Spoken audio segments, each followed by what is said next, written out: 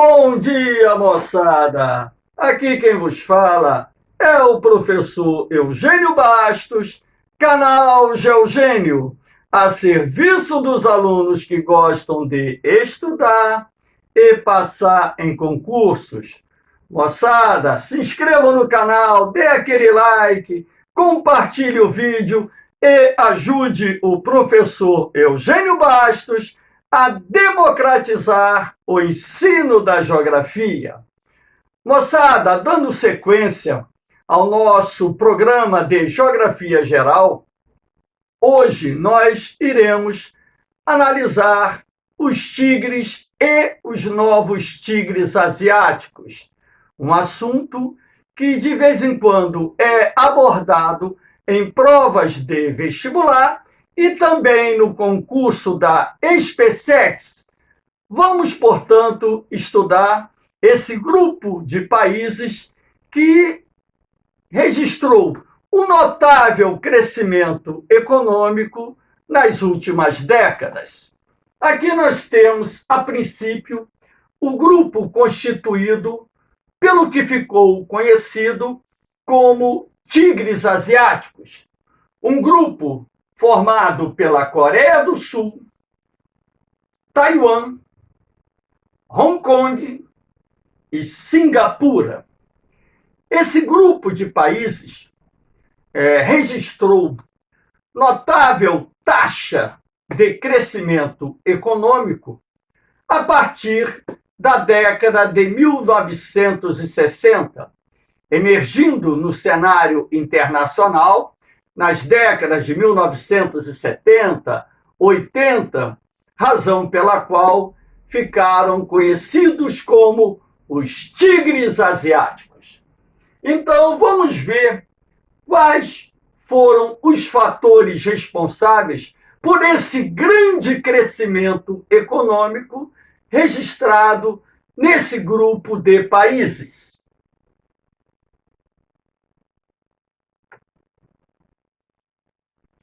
Bom, inicialmente nós temos aqui um gráfico relativo à composição do PIB em bilhões de dólares. A Coreia do Sul, com um PIB superior a 1 trilhão e 500 bilhões de dólares, é, na atualidade, o país que mais se destaca dentre os tigres e os novos tigres asiáticos. Nós temos aqui, em segundo lugar, Taiwan, com um PIB superior a 500 bilhões de dólares. Lembrando que Taiwan é um território que pertence à China e que apresenta um governo independente do governo da República Popular da China. Em terceiro lugar, nós temos aqui Singapura, com o PIB superior a 300 bilhões de dólares, e Hong Kong, com o PIB em torno aí de 50 bilhões de dólares. Lembrando que Hong Kong é um estado, uma província autônoma existente dentro da China e que durante muito tempo, mais de 150 anos, ficou sob o domínio da Inglaterra. Aqui eu destaquei os fatores que contribuíram para o crescimento econômico dos tigres asiáticos, ou seja, os fatores que levaram esse grupo de países a obterem taxas expressivas de crescimento econômico. Investimentos estrangeiros procedentes principalmente dos Estados Unidos e Japão. Portanto, os tigres asiáticos se transformaram num paraíso dos investimentos estrangeiros. Foi este o principal fator que impulsionou o desenvolvimento da economia desses países. Mão de obra abundante, barata e disciplinada. Naquela época em que os tigres estavam iniciando o seu processo de desenvolvimento, modernização da economia, a mão de obra era muito barata, até mesmo porque esses países eram países tradicionalmente agrários, com exceção de Singapura, que é uma cidade-estado, não tem nem território suficiente para o desenvolvimento das atividades agrárias. Mas Taiwan e Coreia do Sul eram países cujas economias eram tipicamente agrárias. Concessão de incentivos fiscais. Ora, através dos incentivos fiscais, você consegue atrair os investimentos estrangeiros. Foi esse um dos fatores que levaram o capital internacional a investir nos tigres asiáticos. Aí você tem investimentos em educação, ciência e tecnologia. O Estado se preocupou muito com essa questão da educação. Era preciso criar uma mão de obra qualificada, era preciso que o Estado atuasse diretamente no desenvolvimento científico e tecnológico, mas para isso era necessário que o Estado produzisse, através de investimentos maciços em educação, aquela mão de obra qualificada indispensável para o desenvolvimento científico e tecnológico desses países. Transformação das economias em plataformas de exportação. Ou seja, como os mercados consumidores internos não tinham um potencial de compra elevado, até mesmo porque a maior parte da população era pobre, era preciso que esses países se transformassem em plataformas de exportação, uma forma para que eles pudessem capitalizar suas economias para estimular o desenvolvimento econômico. Cooperação entre os estados. Um outro fator importante para o desenvolvimento foi a cooperação entre os estados que compõem os chamados tigres asiáticos.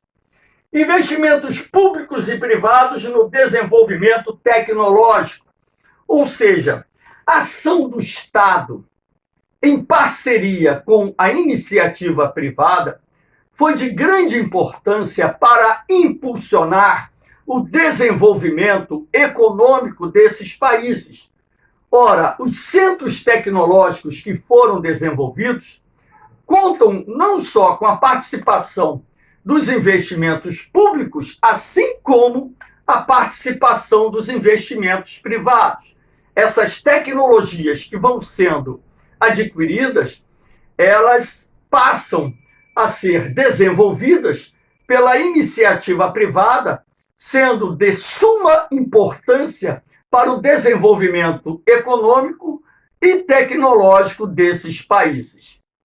Ora, há de se destacar também que durante um bom período, esses países foram governados por sistemas que assim podemos considerar ditatoriais, como forma de gerar a estabilidade política necessária para transformar essas nações em paraísos para os investimentos estrangeiros, ou seja, paraíso para o capital internacional.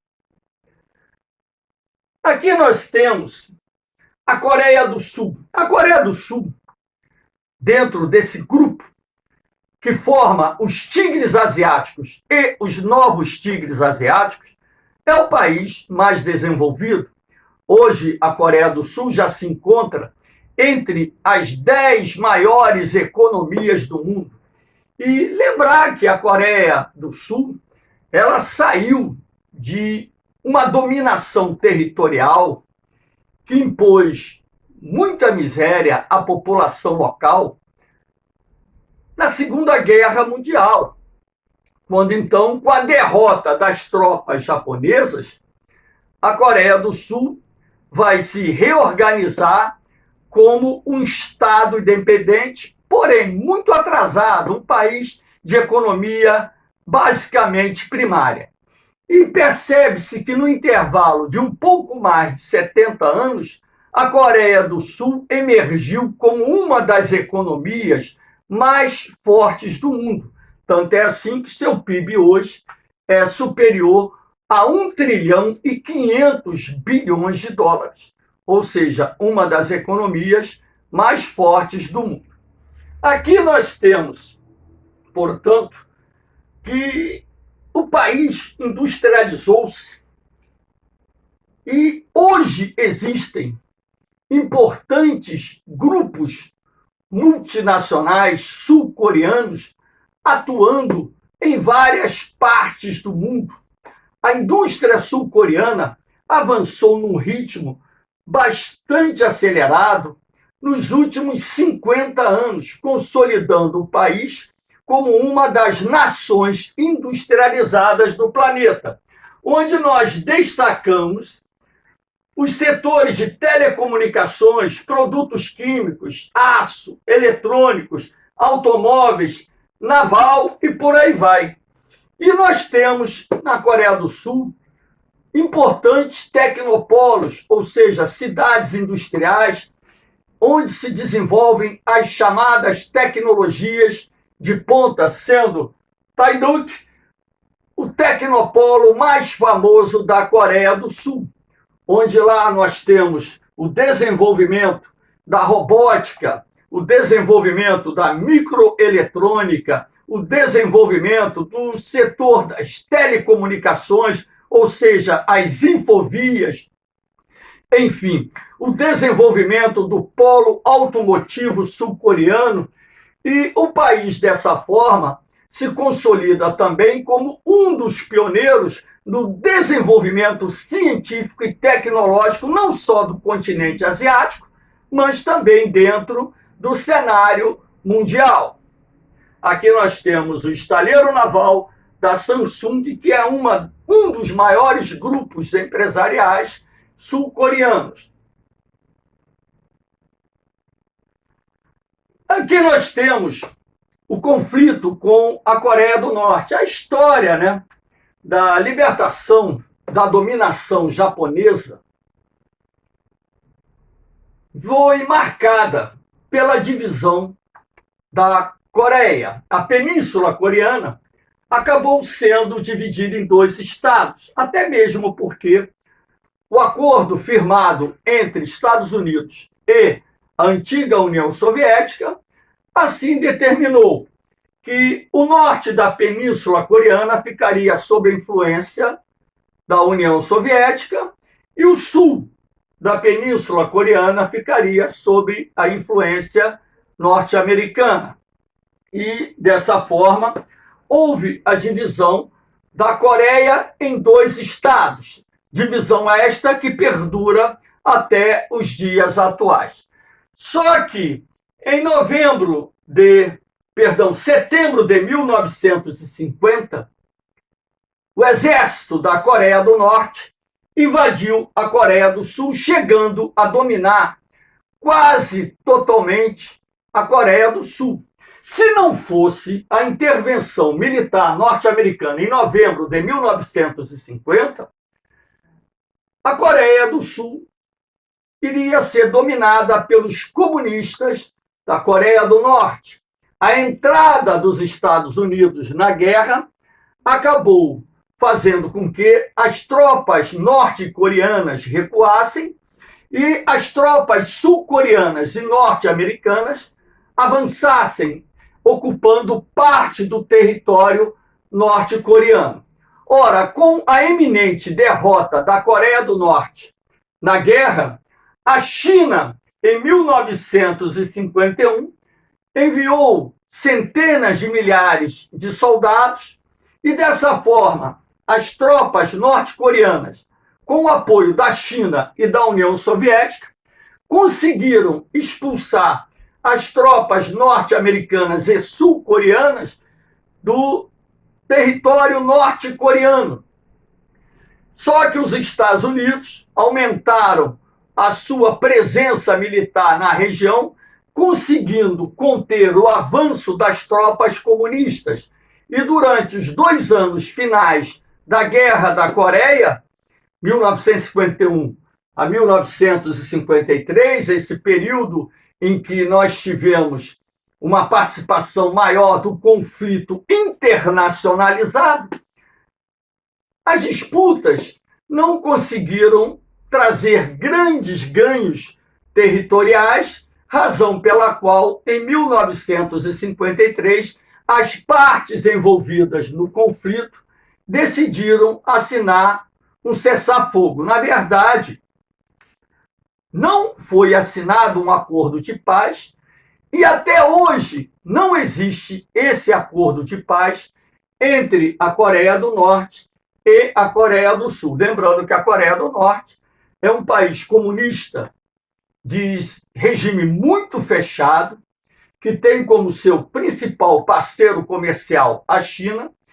e a Coreia do Sul é um país capitalista que se transformou numa das maiores economias do mundo e que vem se destacando também no desenvolvimento científico e tecnológico. O problema dessa disputa é que a Coreia do Norte se transformou numa potência nuclear, conseguiu desenvolver a bomba atômica, tem um programa de desenvolvimento de mísseis balísticos, inclusive com capacidade para alcançar não só o Japão como os Estados Unidos, e isso tem gerado alguma tensão na região. E um acordo de paz definitivo ou uma possível reunificação da Coreia está muito distante em função das divergências políticas e ideológicas que existem entre os dois estados, o norte-coreano e o sul-coreano. Na verdade, quando as duas Coreias foram criadas, estabeleceu-se o paralelo 38 graus para dividir os dois estados.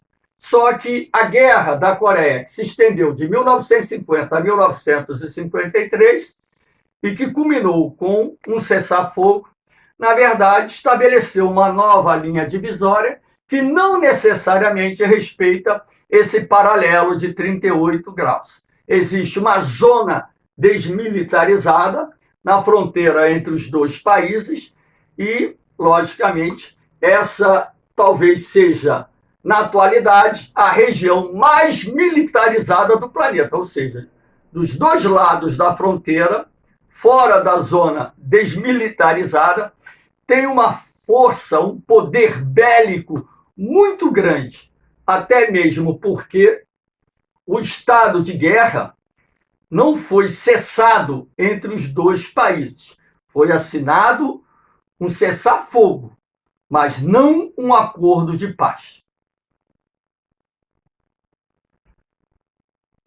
Aqui nós temos Taiwan. A República de Taiwan, na verdade, é um território que pertence à República Popular da China. Taiwan surgiu como um país com um governo próprio após a Revolução Vitoriosa comunista ocorrida na China, quando então o Kuomintang, o Partido Nacionalista Chinês, foi derrotado na Guerra Civil pelos comunistas. Então, o presidente da China, juntamente com aproximadamente 2 milhões de chineses, se refugiaram na ilha de Taiwan e criaram um governo independente, governo, não Estado, independente do governo comunista que foi instaurado na República Popular da China.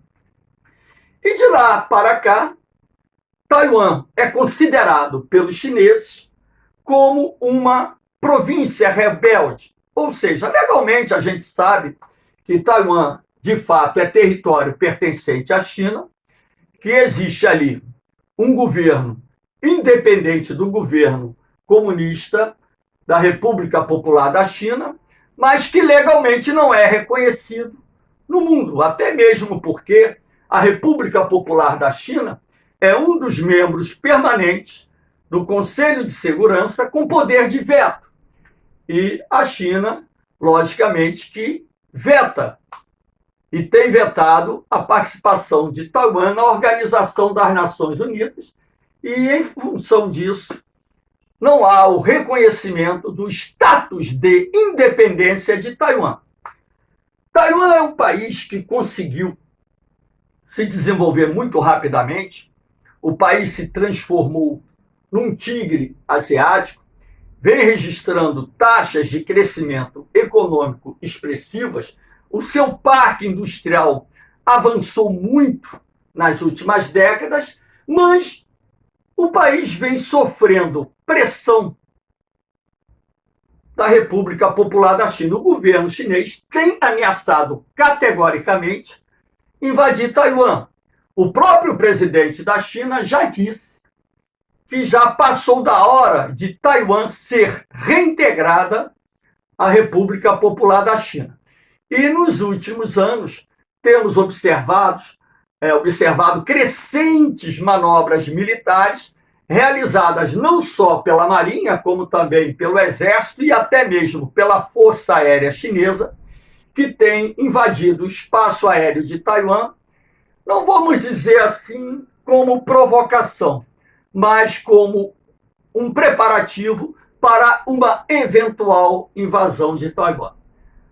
Taiwan, apesar de não ter relações diplomáticas com os Estados Unidos, o país tem um tratado de defesa mútua no qual o governo norte-americano se compromete a sair em defesa de Taiwan caso a China invada ou inicie uma guerra contra Taiwan. Os Estados Unidos, inclusive, é o principal fornecedor de armas a esse país. Então, estamos observando com relativa apreensão esse crescimento das tensões que vem ocorrendo ali no Estreito de Taiwan, em função das manobras militares que estão sendo realizadas pela China e que tem, logicamente, ameaçado a estabilidade daquela região. Taipei é a capital de Taiwan, também conhecida como Formosa, para quem não sabe. Aqui nós temos Hong Kong. Hong Kong foi, durante 156 anos, colônia da Inglaterra, ou seja, um pedaço do território chinês que havia sido ocupado pelos ingleses, que ali permaneceram por mais de um século e meio. Mas um acordo firmado entre a Inglaterra e a China permitiu que, em 1997, Hong Kong fosse reintegrado ao território chinês. De fato, Hong Kong era território chinês e não haveria o porquê da Inglaterra manter Hong Kong como colônia, até mesmo porque havia uma ameaça eminente de, mais cedo ou mais tarde, a China tomar à força esse território, essa província. Só que esse acordo firmado entre a Inglaterra e a China precisava manter um status de relativa autonomia para Hong Kong. E Hong Kong é uma província que adota hoje a mesclagem do capitalismo com o socialismo. Então, é uma província com relativa autonomia, não vamos dizer autonomia total, até mesmo porque está sob o jugo do governo central de Beijing, a capital da China. E nós temos observado que grandes manifestações têm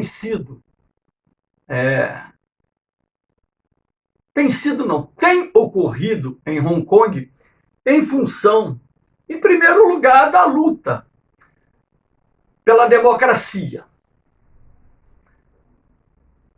A população de Hong Kong, por exemplo, não aceita indicações políticas para prefeitura, quer que a população tenha uma participação direta na escolha dos seus dirigentes, e agora, em 2019, 2020, nós tivemos manifestações gigantescas em Hong Kong em função, né, dos políticos de Hong Kong terem, ou o governo de Hong Kong ter levado para aprovação a lei de extradição, que permitia a extradição de presos políticos de Hong Kong para a China. Isso gerou uma explosão de manifestações que foram reprimidas e muitos chineses de Hong Kong foram presos. Hong Kong é um dos principais centros financeiros internacionais, uma característica que herdou do período em que aquela região esteve sob o domínio da Inglaterra, e mesmo após a reincorporação da província à China, Hong Kong manteve esse status como um dos mais importantes centros financeiros existentes no mundo. Aqui nós temos a imagem, né, onde é possível perceber os elevados prédios, arranha-céus que existem na cidade de Hong Kong. Aqui nós temos Singapura. Singapura é uma cidade-estado. Na verdade, se você comparar a área de Singapura com a do município do Rio de Janeiro, é mais ou menos parecida.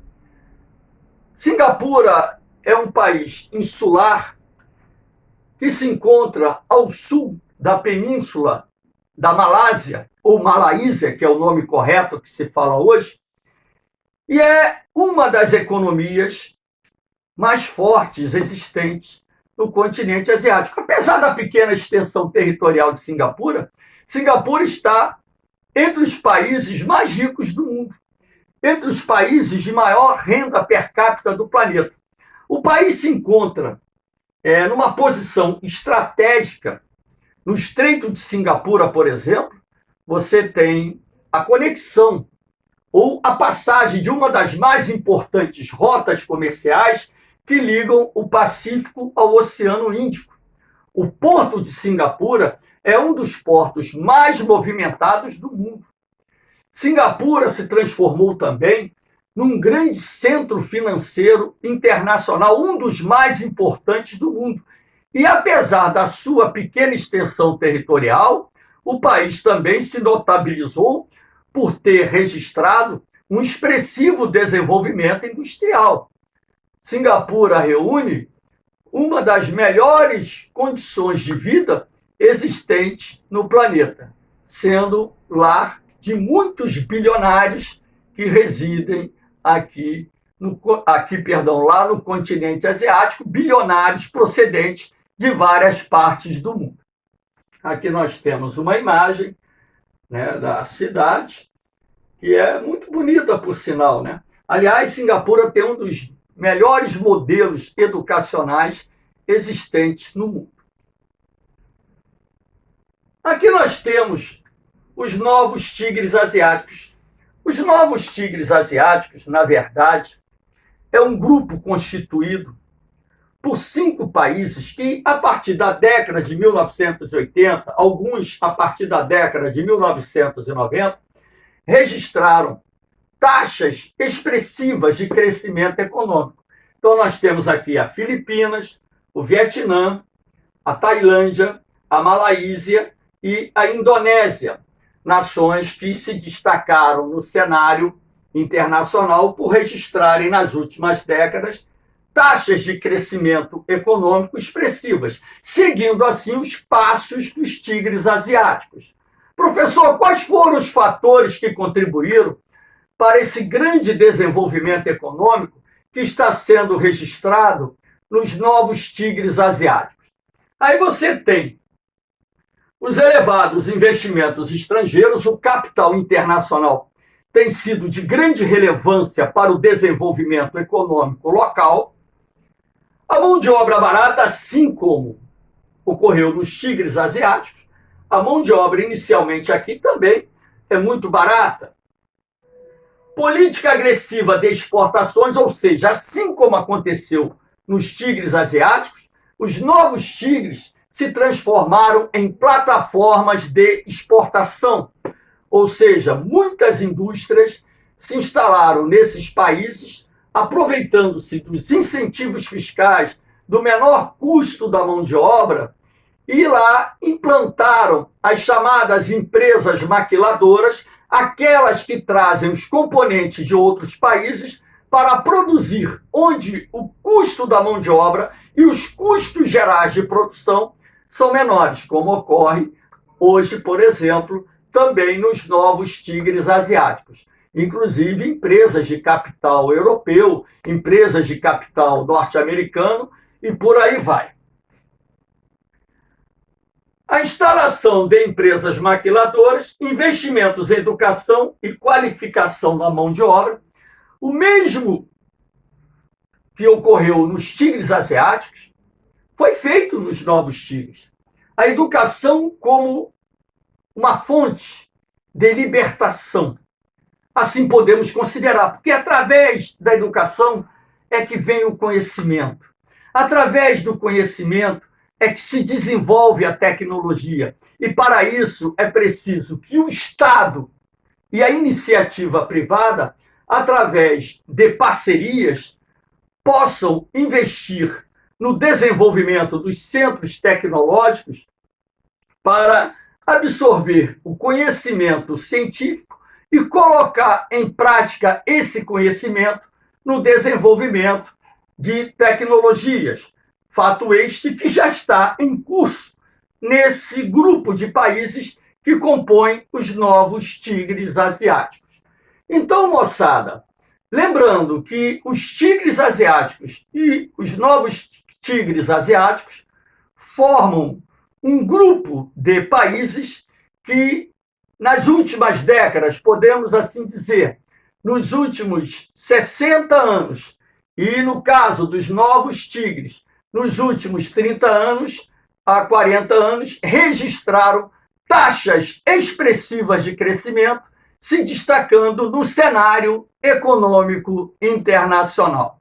Espero que vocês tenham gostado da aula. Dê aquele like.